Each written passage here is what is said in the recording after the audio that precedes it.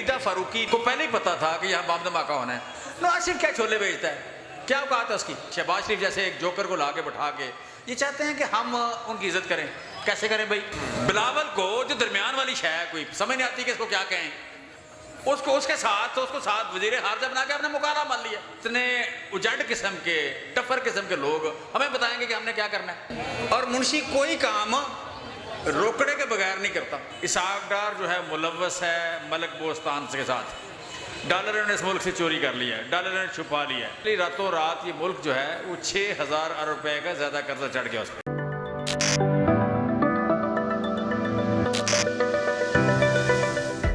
नाज़रीन, मैं हूं आपका मेज़बान AK आज़ाद। आप देख रहे हैं नवाए इंसान। नाज़रीन, इस वक्त मुल्क दो हिस्सों में तकसीम हो चुका है। जिस तरह से कहा जाता है हक और बातिल, ये हक और बातिल की जंग शुरू दिन से चल रही है। तहरीक इंसाफ के कारकुनान मौजूद हैं, हम उनका स्टांस लेते हैं कि इस वक्त आज तहरीक इंसाफ के कारकुनान ज़मान पार्क में यहाँ पर क्या स्टांस लिए खड़े हैं। आज पेट्रोल की कीमतों में मज़ीद इजाफे होने के अमकानात हैं। इस हवाले से वो क्या कहना चाहते हैं, उनके जज्बात हम उन्हीं की ज़बानी सुनते हैं कि वो इस हवाले से क्या कहते हैं। जी अस्सलाम वालेकुम सर। जी वालेकुम सलाम जनाब। सर, फर्स्ट वन तो ये बताइए कि रात के इतनी ठठरती सर्दी में जी। आप यहाँ पर ज़मान पार्क में क्या कर रहे हैं? जी हम तो पहले तो जो है ना हम आए हैं खान साहब के लिए, उसके बाद पाकिस्तान के लिए। और जो जब किसी आप में जज्बा आ जाता ना, जुनून आ जाता ना, तो ये तो ठंड कुछ भी नहीं है, फिर तो बर्फ़ भी पड़ रही हो तो आपके आगे कुछ भी नहीं है, बल्कि पसीना आ रहा था हमें। हकीकत है, जब हम आए हैं यहाँ इंटर हुए हैं, आप देखते हैं इतना अवाम का जो ना समुंदर उमड़ आया है यहाँ पे, तो हमें तो बल्कि पसीना आया हुआ था। और इंशाल्लाह ताला हम खान साहब के लिए आए हैं, पाकिस्तान के लिए आए हैं और इन चोरों को इंशाल्लाह भगाने के लिए। जा रहा है कि इमरान खान साहब को 3 मैसेज भिजवाए गए हैं। ये कहा गया कि भाई आप ये बातें मान लो, हम आपको वज़ीर आज़म बनवा देंगे। तो क्या ये मुल्क के साथ कब तक चलता रहेगा? जी देखिए जी, मुल्क के साथ जो है ना ये खान साहब जो है ना वो खुददार हैं और वो कौम को भी खुददार बनाना चाहते हैं। इलेक्शन में डिले फैक्टर यूज हो रहा है इस वक्त। जी। उस हवाले से स्पेशली मैं पूछना चाहूँगा, जो पेशावर में धमाका हुआ, इसी तरह से और भी कुछ चीज़ें हमें देखने को मिली, इस पर आप क्या कहना चाहेंगे? जी देखिए ना कि जब किसी के पास कुछ नहीं ना होता तो फिर राय फरार इख्तियार करता है वो, तो जाहिर है कि ये भाग रहे हैं। उन्हें भी करतूतों का पता चल ही गया है कि उनके पास है क्या। ठीक है, सुहाय मरियम की सर्जरी है, मेरा ख्याल है उनके पास कुछ भी नहीं है दिखाने को हमको। आप देखें ना कि आटे की कीमतें बढ़ गई हैं, पेट्रोल की कीमतें बढ़ गए हैं। 150 रुपये की खातिर ये निकले थे पहले, अब आप देख लें आटे का भाव देख लें, पेट्रोल का भाव देख लें, डीजल का पेट्रोल देख लें, तो वजह यही है कि इनके पास कुछ भी पेट्रोल तो मजीद उसकी प्राइस में बढ़ने के अमकानात हैं। इस हवाले से क्या कहना चाहेंगे? जी जाहिर है जी, ये तो वहाँ पे पेट्रोल का जो है ना बम ही गिरा रहे हैं। तो जो बातें करते थे ये जो है ना बिलावल वगैरह हो गई, मरियम होगी, देखिए ये जो है ना, तो इन्होंने क्या किया कि पहले इनके बड़ों ने तो अपने जो है ना वो खापे खा लिए हुए हैं। अब ये अपनी नई नस्ल को जो है वो तगड़ा करना चाह रहे हैं, उनको इन्होंने आगे किया हुआ है। इन्हें क्या लगे पाकिस्तान के साथ, ये तो सारे बाहर बैठे हुए हैं, बाहर भाग जाते हैं। इन्हें क्या लगे पाकिस्तान की नस्ल के हवाले से। हमारे साथ जमशेद इकबाल चीमा साहब मौजूद हैं, हम उनका स्टांस लेते हैं कि आज तहरीक इंसाफ के कारकुनान का जोशो खरोश देख के पेट्रोल की कीमतों में इजाफा होने जा रहा है, इसी तरह से इलेक्शन डिले फैक्टर यूज़ हो रहा है, इस पर वो क्या कहना चाहते हैं? जी अस्सलाम वालेकुम सर। लेकिन बेसिकली जितनी दहशतगर्दी हो रही है, जितनी यू कैन से कि पर्चे हो रहे हैं, केसेस हो रहे हैं, ये सारे इस महंगाई से या डॉलर की बढ़ती हुई कीमत से, बंद होती इंडस्ट्री और बेरोज़गारी बढ़ती हुई बेरोज़गारी, उससे तवज्जो हटाने के लिए है। ये करप्ट लोग हैं, मुल्क लूट के खा गए हैं। इसहाक डार जो है मुलव्वस है मलक बोस्तान के साथ। डॉलर ने इस मुल्क से चोरी कर लिया है, डॉलर ने छुपा लिया है। लिहाजा डॉलर जो 220-25 का था वो 275 पे चला गया, 80-90 की बातें हो रही हैं। सो बेसिकली रातों रात ये मुल्क जो है वो 6000 अरब रुपए का ज़्यादा कर्जा चढ़ गया उस पर।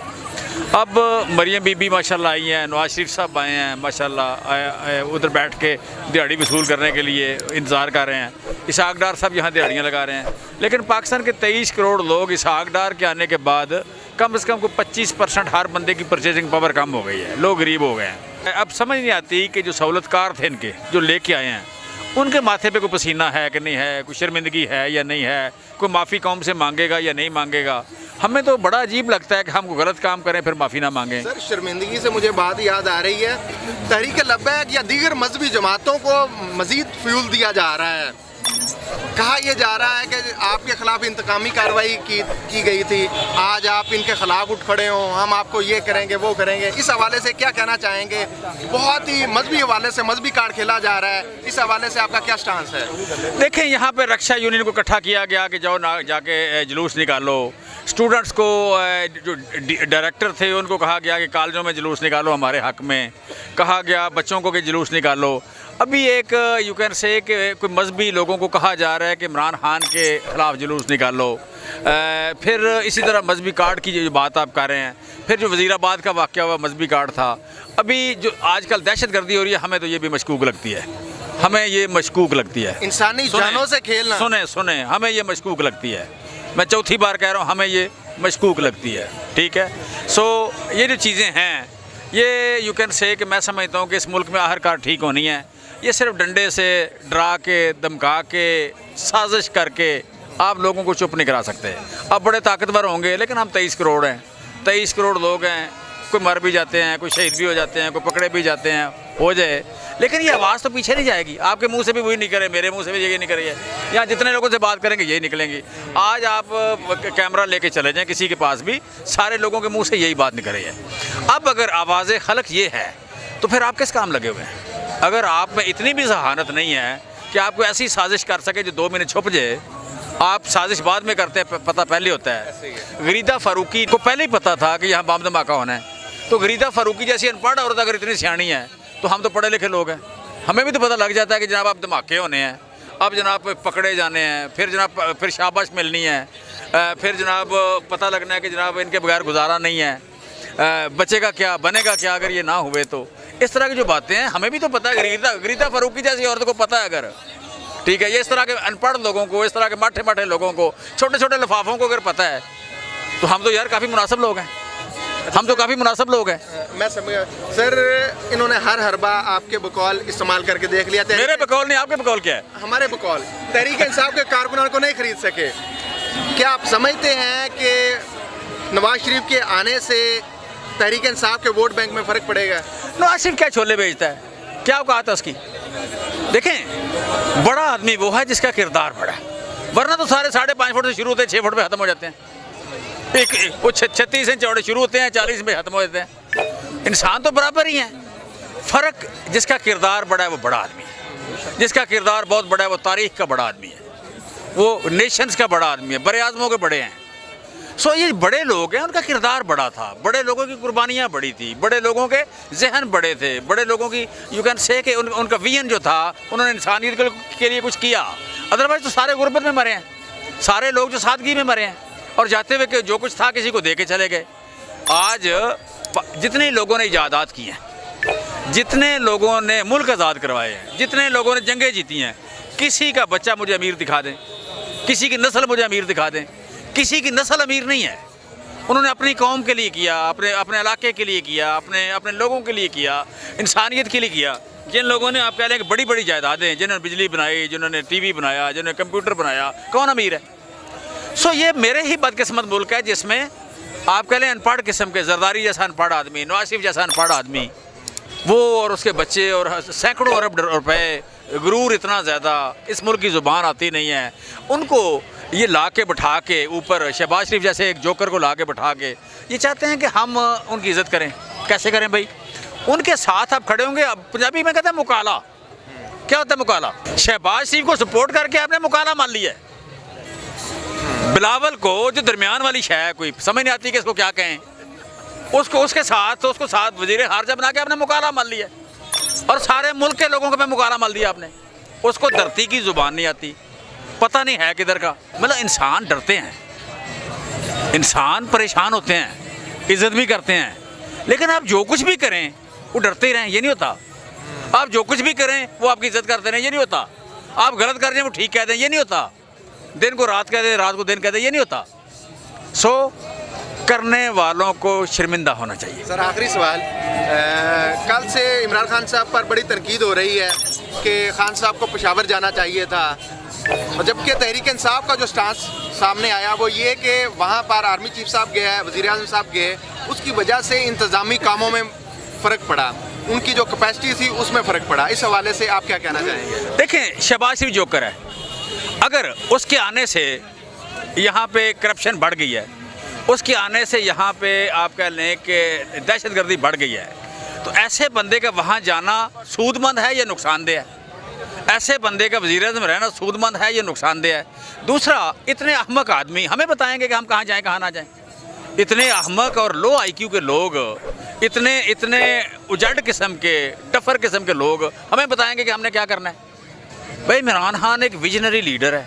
इमरान खान इस मुल्क का सबसे बड़ा स्टेट्समैन पैदा हुआ है। इमरान खान पाकिस्तान की तारीख का 75 साल तारीख का सबसे बड़ा स्टेट्समैन पैदा हुआ है। जो सबसे बड़ा स्टेट्समैन है, उसको शहबाज शरीफ जैसा नीम पागल आदमी जिसकी 6-7 बीवियाँ हैं, उसे अकेला छोड़ दे, मुझे अपने अपने घर जा 7 घरों में जाके दिखा दे, मैं मान लूँगा कि ये आदमी जो है, ये इसके हवास ठीक है। वो जिधर जाता है पागलों की तरह बातें करता है, जिधर जाता है मांगना शुरू कर देता है, जिधर जाता है वो जाके ड्रामा करना शुरू। ये भी कहता है मैं मांगना नहीं चाहता था, मजबूरी है मेरी। बाकायदा मतलब मैं पागल नहीं कह रहा उसको, मैं नीम पागल कह रहा हूँ। बाकायदा नीम पागल शख्स है।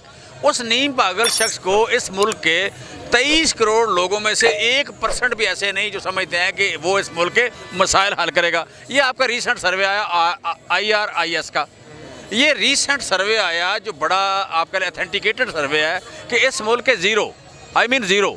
0% लोग कहते हैं कि शहबाज शरीफ इस मुल्क के मसाइल हल करेगा।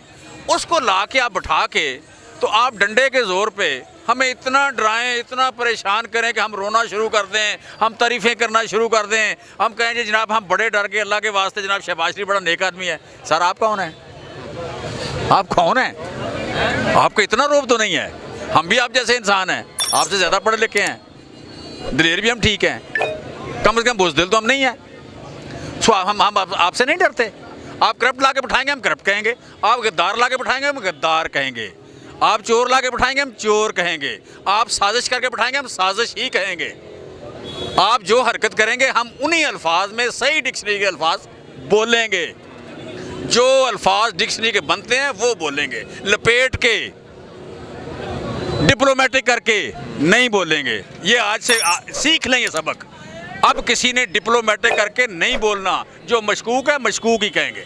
मैंने लास्ट क्वेश्चन बोला था, इसके बावजूद मुंशी के हवाले से मुल्क में बड़ा चमगोइयाँ हो रही हैं, बड़ी तजलील के अल्फाज भी यूज़ हो रहे हैं। इस पर क्या कहना चाहेंगे कि लफ्ज़ मुंशी क्या किसी की तौहीन होगी, किसी बड़े की तौहीन होगी? देखिए, तौहीन होनी चाहिए। पहली बात, तौहीन होनी चाहिए। वजह, मुंशी सुबह दोपहर शाम गलत फैसले करता है और मुंशी कोई काम रोकड़े के बगैर नहीं करता। रोकड़े के बगैर नहीं करता। तो रोकड़े के बगैर अगर मुंशी काम नहीं करेगा तो उसे मुंशी कहेंगे और क्या कहेंगे? सो अगर कोई बंदा जिसका बड़ा 22वें ग्रेड का ओहदा हो, बड़ा आदमी हो, जिसने इस मुल्क की किस्मत, जो इस मुल्क में ट्रांसपेरेंसी लानी हो थ्रू इलेक्शन, इतनी मुकद्दस जिम्मेदारी हो उसके पास, तो वो अगर आप कह लें कि इस तरह के काम करेगा तो मुंशी लोग कहेंगे। लिहाजा आप फवाद चौधरी को अंदर कर लें, तशद्दुद कर लें, उसके मुंह पे कपड़ा डाल लें, आपका मुंशीपना बढ़ जाएगा।